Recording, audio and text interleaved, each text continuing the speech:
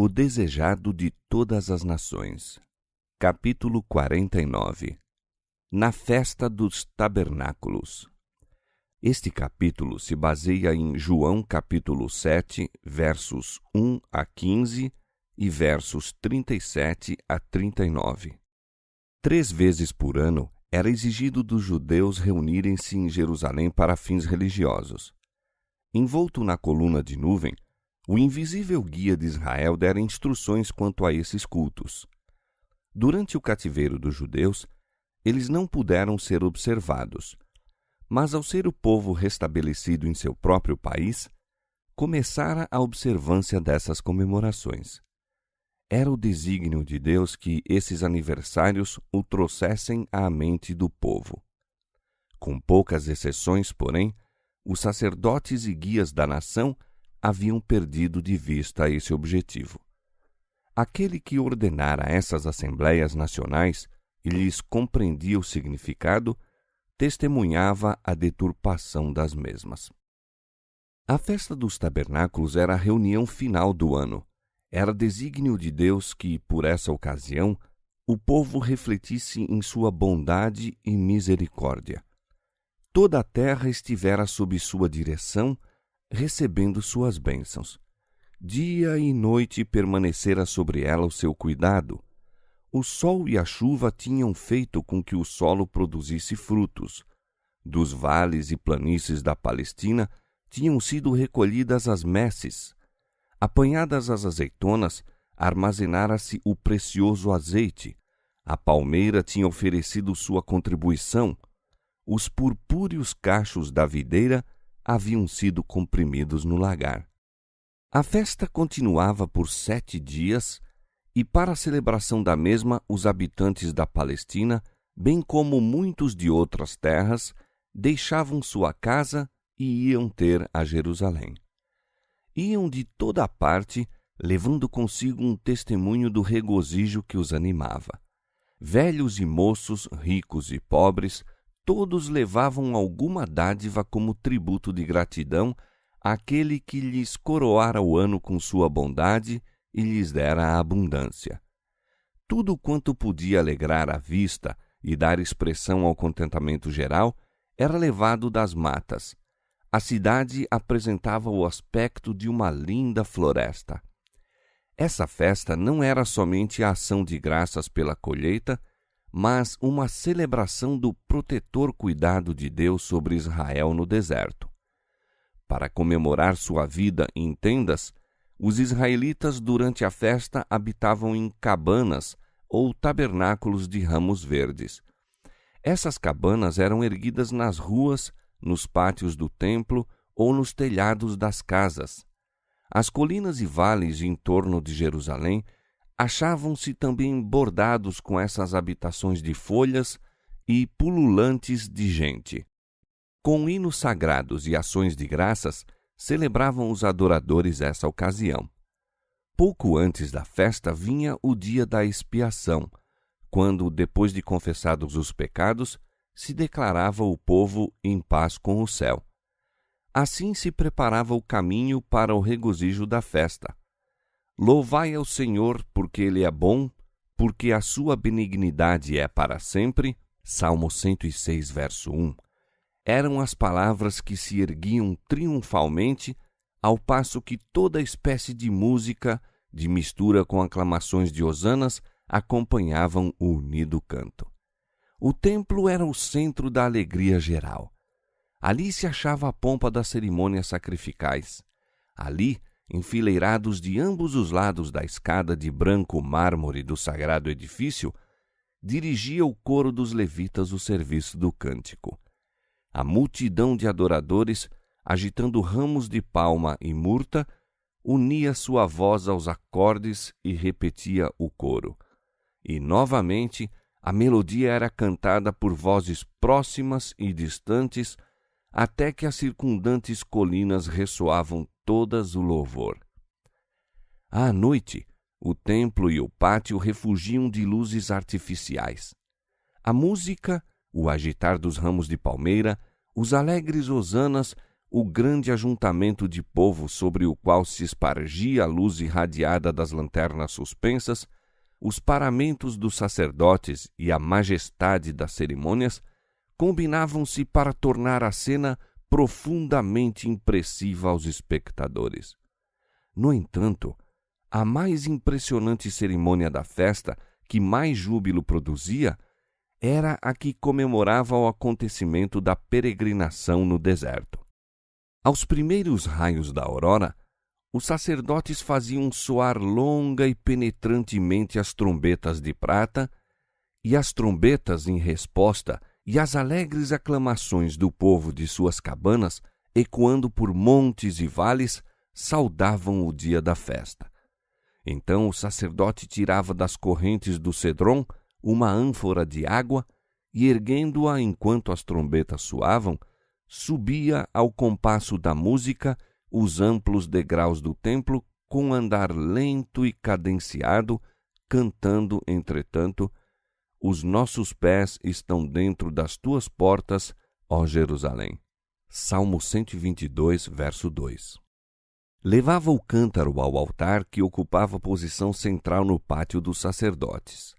Ali se achavam 2 bacias de prata, tendo um sacerdote junto de cada uma. A ânfora de água era despejada numa e uma de vinho noutra, e o conteúdo de ambas corria por um tubo que ia dar no cedrom e ter ao mar morto. Essa apresentação de água consagrada representava a fonte que, ao mando de Deus, brotara da rocha para saciar a sede dos filhos de Israel. Então irrompiam os jubilosos assentos. Eis que o Senhor Jeová é a minha força e o meu cântico. Com alegria tirareis águas das fontes da salvação. Isaías capítulo 12, versos 2 e 3.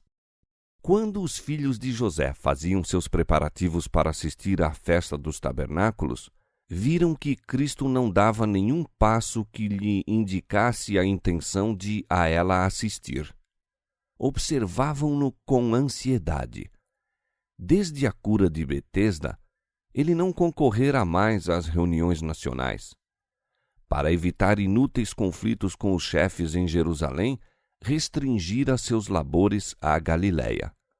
Seu aparente desprezo das grandes assembleias religiosas e a inimizade para com ele manifestada pelos sacerdotes e rabis eram causa de perplexidade para os que o rodeavam, mesmo os próprios discípulos e parentes. Acentuara em seus ensinos as bênçãos da obediência à lei de Deus e, não obstante, parecia ele próprio ser indiferente ao serviço divinamente estabelecido.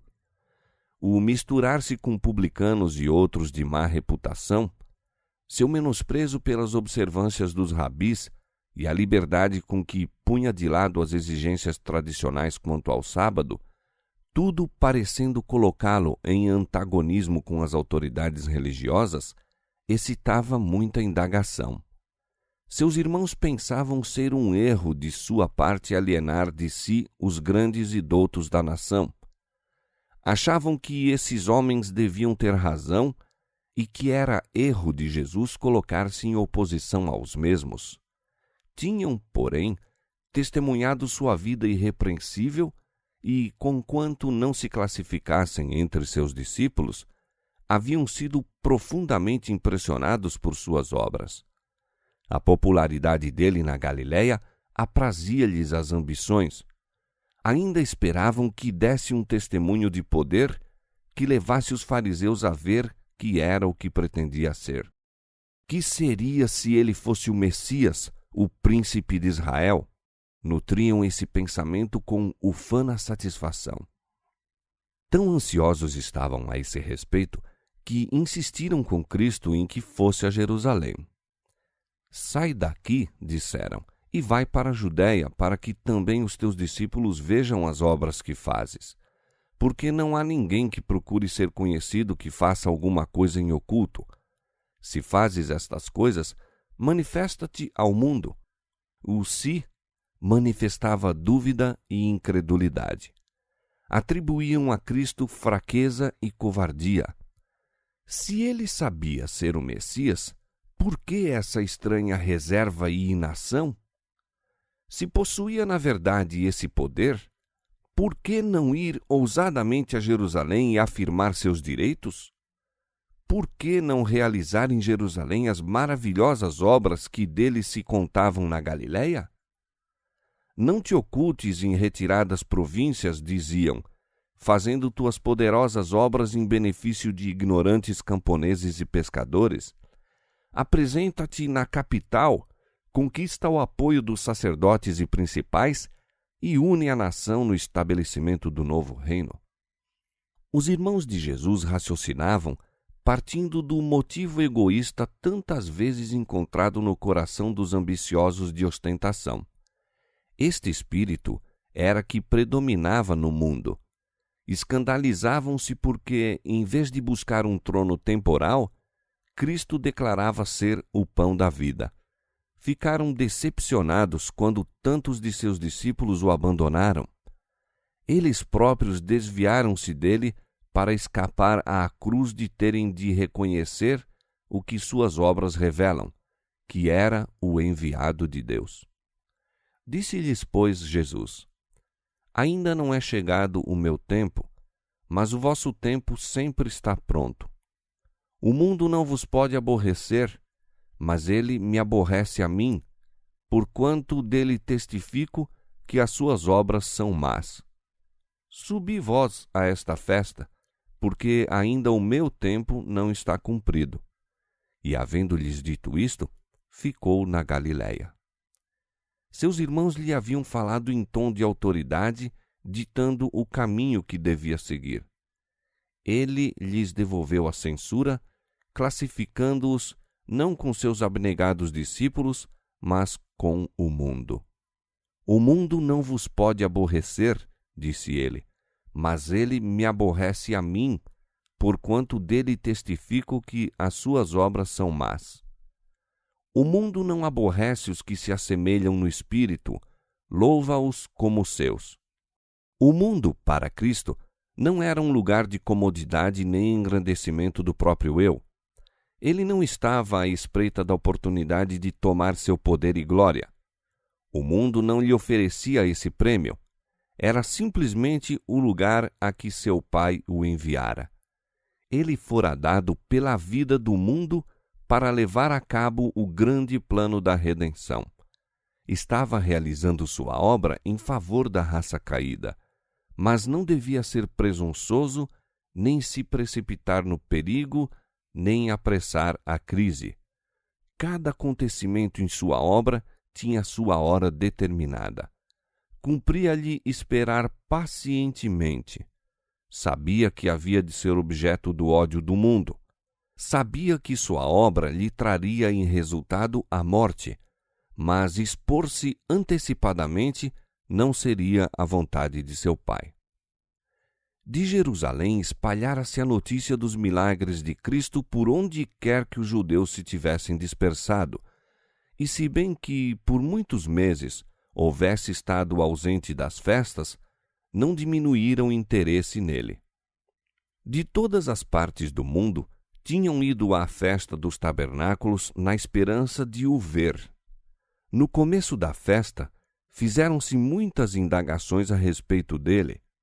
Os fariseus e principais esperavam que ele fosse, na esperança de um ensejo para o condenar, e investigavam ansiosos: onde está ele? Mas ninguém o sabia.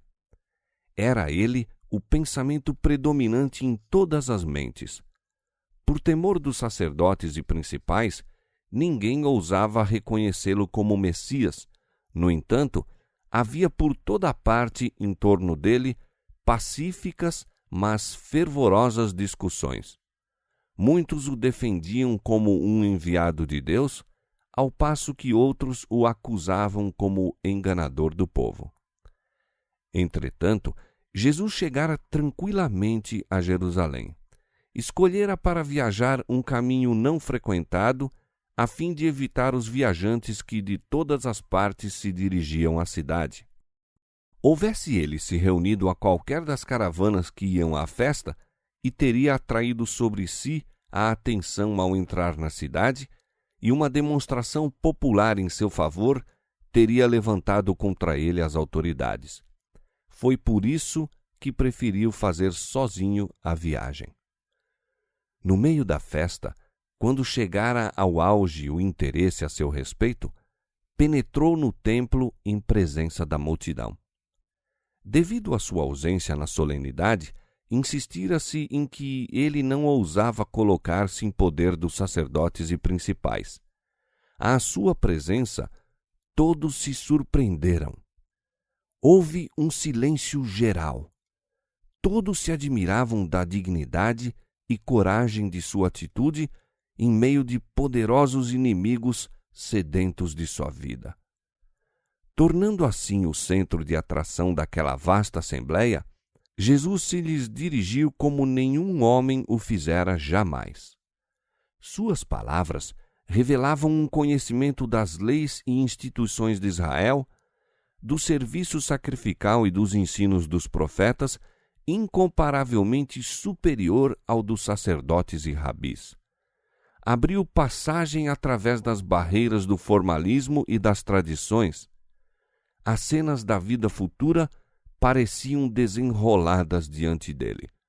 Como alguém que contemplava o invisível, falou com positiva autoridade acerca do terreno e do celestial, do humano e do divino. Suas palavras eram claríssimas e convincentes. E outra vez, como em Cafarnaum, o povo ficou atônito de sua doutrina, porque a sua palavra era com autoridade. Lucas capítulo 4, verso 32. Sob uma série de parábolas, advertiu seus ouvintes da calamidade que seguiria a todo aquele que rejeitasse as bênçãos que viera trazer-lhes. Havia-lhes dado todas as provas possíveis de que viera de Deus e fizera todos os esforços possíveis para os levar ao arrependimento. Não queria ser rejeitado e assassinado por sua própria nação caso a pudesse salvar da culpa de tal ato. Todos se maravilhavam de seu conhecimento da lei e das profecias, e transmitia-se de uns para os outros a pergunta: como sabe este letras, não as tendo aprendido? Ninguém era considerado apto para ser mestre religioso, a menos que houvesse estudado nas escolas dos rabinos, e tanto Jesus como João Batista foram representados como ignorantes porque não receberam esse preparo. Os que os ouviam se espantavam do conhecimento que tinham das Escrituras, não as tendo aprendido. Dos homens, é verdade que não o tinham, mas o Deus do céu era seu mestre, e dele receberam a mais elevada espécie de sabedoria. Quando Jesus falava no pátio do templo, o povo achava-se como fascinado. Os próprios que mais violentos eram contra ele sentiram-se impotentes para lhe fazer qualquer mal. No momento, todos os outros interesses eram esquecidos. Dia após dia, ensinou ele ao povo até o último, o grande dia da festa.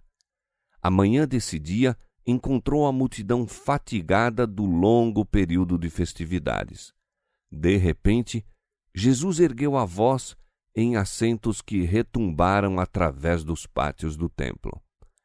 Se alguém tem sede, venha a mim e beba. Quem crê em mim, como diz a Escritura, rios de água viva correrão de seu ventre.